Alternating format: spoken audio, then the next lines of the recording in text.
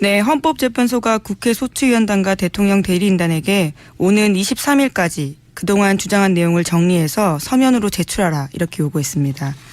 그렇군요. 네. 헌재가 뭐랄까요, 태도를 좀 달리해서 스피디하게 진행한다는 여러 뉴스가 나왔는데 그 얘기 하기 전에 한 가지 짚고 넘어가자면 대통령 대면 조사. 네네. 제가 1,500원 거의 확보한 것으로 확정되어 가는 중이죠. 2,500원까지 지금 올라가지 않았습니까? 올라가 있는데. 예. 일단 1,500원 거의 확정 분위기인데 그때 왜 일시장소 공개한다고 이제 대면 조사 거부했잖아요. 특검 쪽에서 공개했다고. 대통령 변호인단이 굉장히 항의했죠. 예. 네네. 그래서 이거 대통령 변호인단 쪽에서 나온 거 아니냐 뭐 이런 추정들도 있었는데. 청와대 입장이 그렇죠. 네. 어차피 유출됐다면 소스는 둘 중 하나예요. 특검 아니면 대통령 변호인단. 그 외에는 모르지 않습니까? 예. 특검은 이제 계속 억울하다는 입장을 피력했죠. 네. 본인들은 아니다라고 네. 하고 있죠.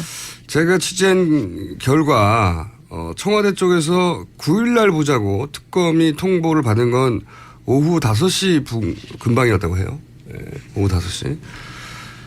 그리고 이제 이 일을 아는 사람도 특검 대본이 몇 명 안 됐고 그래서 특검 쪽에서 당연히 누가 했어 뭐 이렇게 내부 체크를 했을 테고 근데 그걸 아는 사람 알만한 사람들 중에 외근을 해서 뭐 알 수도 없었던 예. 그래서 금방 파악됐다고 하는데 사실 이 상식적으로 생각을 해봐도 특검은 어떻게 해서든 대통령 조사를 하고 싶은 입장이고 대통령 변호인단을 어떻게든 피하고 싶은 입장이잖아요. 네네. 근데 이제 비공개 합의를 했는데 특검이 이걸 알려서 얻을 이득이 없어요, 이득이.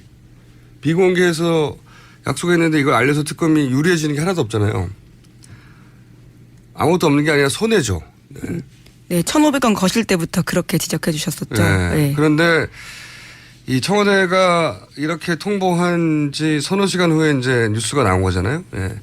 SBS에서는 당연히 네, 8시 뉴스죠. 취재원 보호를 해서 알릴 수 없을 테고 제가 오늘 작은 단독을 하나 하자면 네, 저도 열심히 취재했거든요. 네. 그 일정과 장소의 유출자는 박근혜 대통령 변호인단 중 한 명으로 강력히 추정된다. 네, 강력히 추정된다. 자기들 쪽에서 흘러나간 정보를 특검에 뒤집어 씌운 거다. 네. 원래 이럴 때 법조 출입 기자들 또는 뭐 청와대 출입 기자들 혹은 뭐 특검 출입 기자들 사방팔방에 모여가지고 모든 기자들이 주변을 캐기 마련이잖아요. 그래서 흘러나온 정보 찌끄러기라도 주술라고. 네. 기자시니까 잘 알잖아요. 네, 쓰레기 주로 다니죠. 주술라고 막. 네네. 화시한 정의도 줍습니다. 변호인단이 직접 알려준 것인지 뭐 변호인단이 누군가에게 이야기한 것을 이렇게 다시 그런 식으로 주워서 보도한 것인지 그것까지 제가 확실하게 말씀드릴 수는 없어요 여기서. 그런데 소스는 분명하다. 그 처음 소스. 이게 근데 변호인단 쪽에서 저는 피해자 코스프레를 한다고 해석할 수밖에 없는 정황이 있는 게 그 정보가 흘러나온 사람과 특검에 이런 정보가 나오면 어떡하냐고 항의한 사람이 동일 인물이에요. 네. 취재하신 바에 따르면 그렇다는 거죠. 예, 예. 제가 취재하신 바에 따르면. 예. 네. 단독 하나 하겠습니다. 네. 유출은 그쪽 방향에서 나왔다. 네. 자, 여기까지 하나 하고요. 할 일 한 것 같네요, 오늘. 네. 자, 다음 뉴스 전해주십시오. 네. 헌재 관련 뉴스 계속 많죠? 예.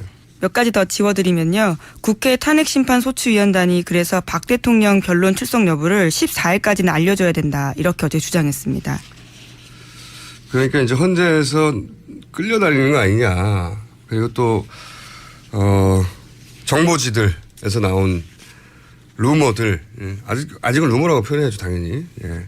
루머들에 따르면은 좀 헌재에서 이런저런 재판관들 이름이 등장하잖아요. 구체적인 이름이 등장해요. 이게 문제가.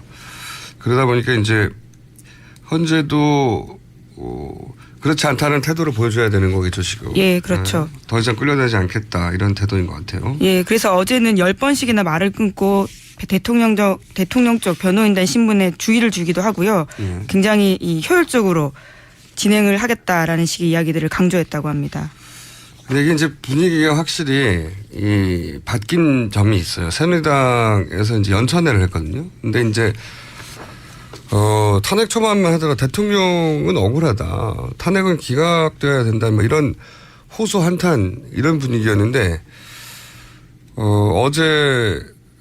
연찬회의 내부 분위기는 기각될 수 있다고 그렇게 믿는 분위기로 바뀌었다고. 예. 워딩이 바뀌었어요. 그리고 이쪽에서 헌재 판결을 받아들여야 된다고. 자신들이 원하는 결과가 나올 확률이 높아졌다는 어떤 그런 공감대가 있는 것 같아요. 이게 그걸 어떻게 알겠어요, 근데? 그냥 이분들도 다 그냥 찌라시를 보고 그러는 걸까요? 네. 저는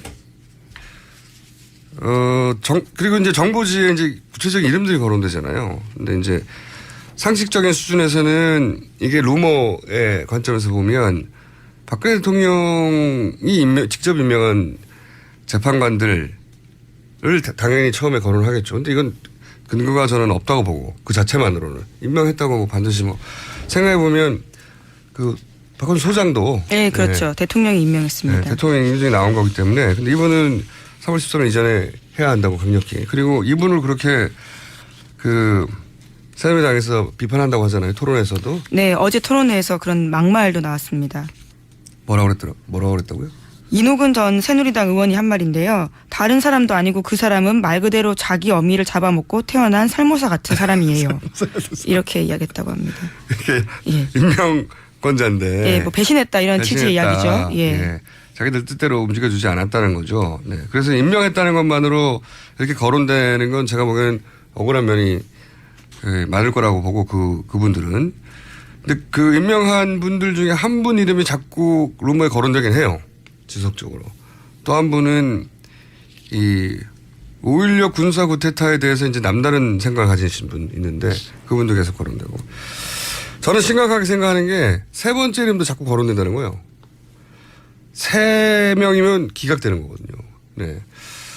이게 새누리당 내에서도 이런 정보지를 보고 이런 자신감을 얻었는지 정보지가 이런 자신감으로부터 얻은 소스가 있는 건지 거꾸로인지 모르겠으나 이제 기자들이 이런 정보지 이름들이 많이 거론되니까 실체 파악에 나섰겠죠. 예.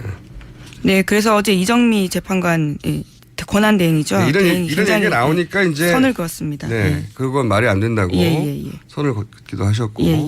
근데 이정미 재판관은 모를 수도 있어요. 본인한테 연락이 안 왔으면. 예. 여하간 제가 이제 이런 걱정을 하는 것은 이런 큰 판결 직전에 의뢰에 있는 한바탕 해프닝 아니겠는가. 이렇게 바라볼 수도 있지만 또 한편으로 걱정을 하는 것은 지난 탄핵 국면에서 탄핵 심판 들어가기 전에 비박계에 2인 1조로 압박이 들어갔었다고 하는 제보를 제가 받고 그것도 복수에 얘기한 적이 있지 않습니까? 같은 당내에 있던 사람들도 막 사람들을 동원해서 압박할 수준이라면 그런 유혹을 느끼지 않겠어요? 그런 유혹은 있을 수 있다. 이거 많은 기자분들이 취재에 나가야 할 실제 파악에 나서야 할 대상이라고 봅니다. 걱정이 됩니다. 그런 평상시라면 그냥 당연히 루머라고 웃어 넘길 테지만 취재를 좀 해봐야 된다. 네네. 자, 문제가 그러다 보니까 이제 헌재도 그렇지 않다는 태도를 보여줘야 되는 거겠죠, 지금. 예, 그렇죠. 더 이상 끌려다니지 않겠다 이런 태도인 것 같아요. 예, 그래서 어제는 10번씩이나 말을 끊고 대통령 쪽 변호인단 신문에 주의를 주기도 하고요. 굉장히 효율적으로 진행을 하겠다라는 식의 이야기들을 강조했다고 합니다. 근데 이게 이제 분위기가 확실히 바뀐 점이 있어요. 새누리당에서 이제 연찬회를 했거든요. 근데 이제 탄핵 초반만 하더라도 대통령은 억울하다. 탄핵은 기각돼야 된다. 뭐 이런 호소 한탄 이런 분위기였는데 어제였나요? 연찬회의 내부 분위기는 기각될 수 있다고 그렇게 믿는 분위기로 바뀌었다고. 예.